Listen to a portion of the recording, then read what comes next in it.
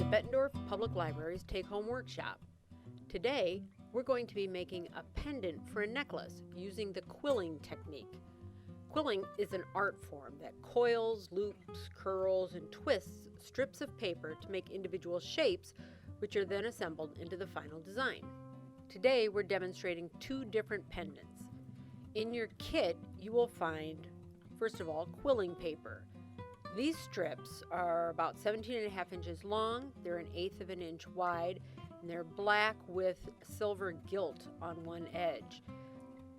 You have a quilling tool, which is like a needle, but instead of having an eye, it just has a slot at the end.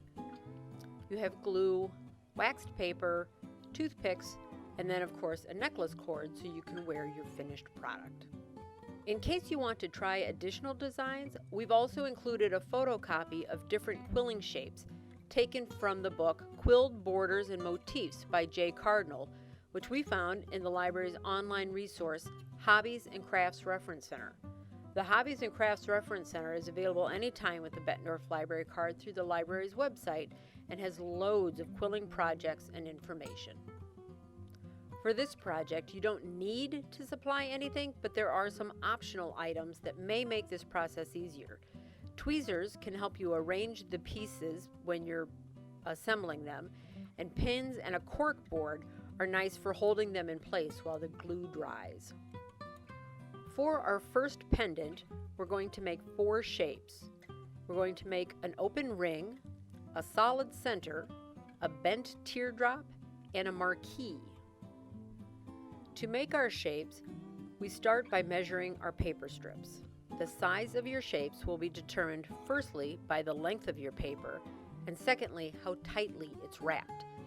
For our solid center, our marquee, and our teardrops, we're going to use 1/3 of a 17.5 inch strip. You can measure with a ruler if you'd like, but I just eyeball it. You want to tear your strips instead of cutting them because this rough, torn edge is less obvious when it's glued down. To make our solid center, you thread the end of a strip through the slot at the end of your quilling tool. Try to have as little as possible sticking out the other side of the slot. Hold the strip of paper lightly in place so that it doesn't come out of the slot on the tool, and coil that strip around the tool by spinning the tool. Once it's all coiled up, you put your fingers at the bottom of the tightly wound coil and push it up to slide it off the tool. Hold this coil tightly so it doesn't unwind at all, and use your toothpick to dot a little glue on the end of the paper and glue it down.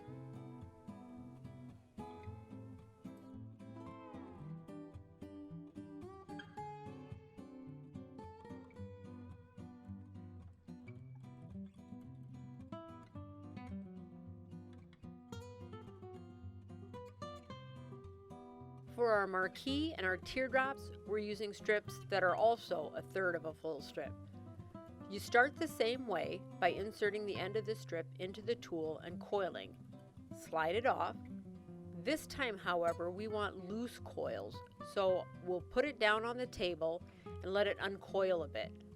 Once it's at the size we want, we then pick it back up, and using the toothpick and glue, we glue that end down again. I make all my loose coils first, and the glue will dry before I start shaping them.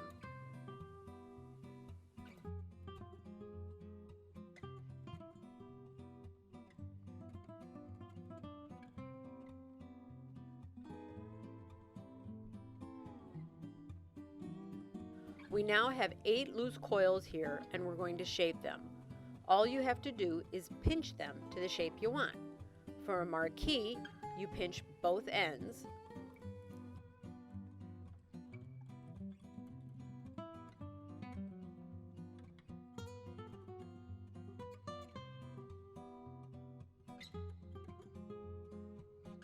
For a teardrop, you pinch one end. Since our teardrops are slightly bent, you want to pinch and bend the end.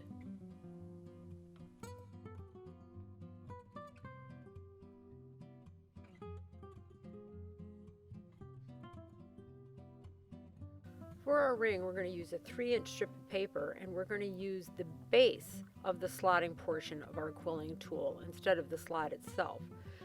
We're going to wrap that around nice and snug, hold on to it, and then when we've got it wrapped, we push it off the bottom very carefully. It likes to stick a little bit, and then while holding it open, go ahead and apply some glue to that end and glue that.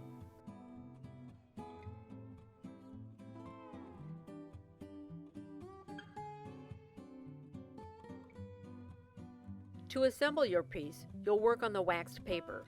Glue will hold your pieces in place on the waxed paper, but it's easy to peel your finished piece off of it. Start from the center. Use your toothpick to dot glue around the solid center. Glue your marquee shapes at top,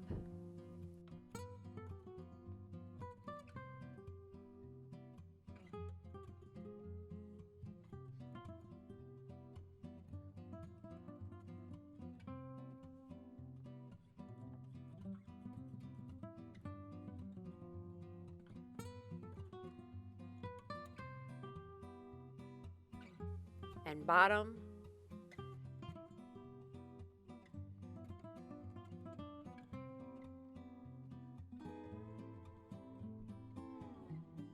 right,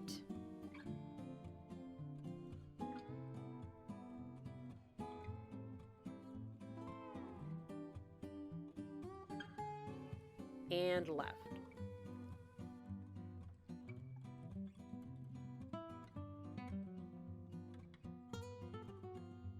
Glue your bent teardrops between the marquee shapes.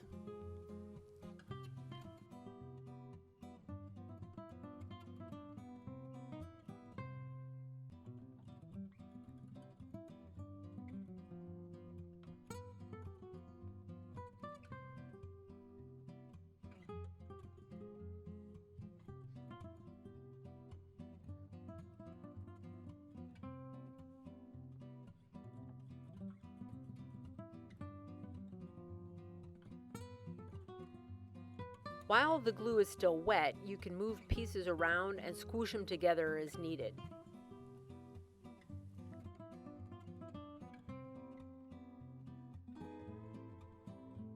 Then glue the ring at the top of one of the marquee shapes.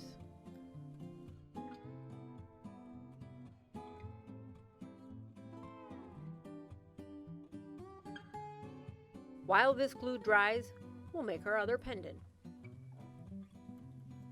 For this pendant, we'll make 3 solid circles, 2 fat teardrops, and 1 ring.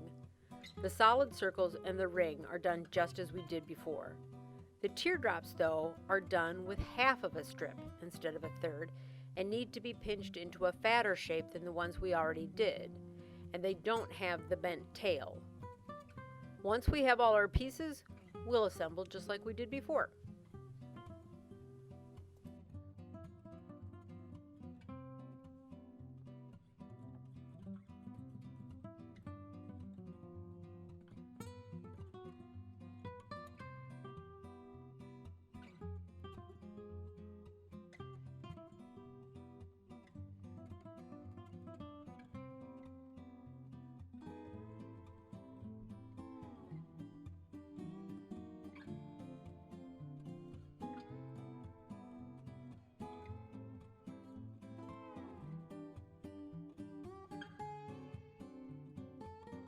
Once the glue has dried on our pendants, we want to reinforce these pieces a little bit more.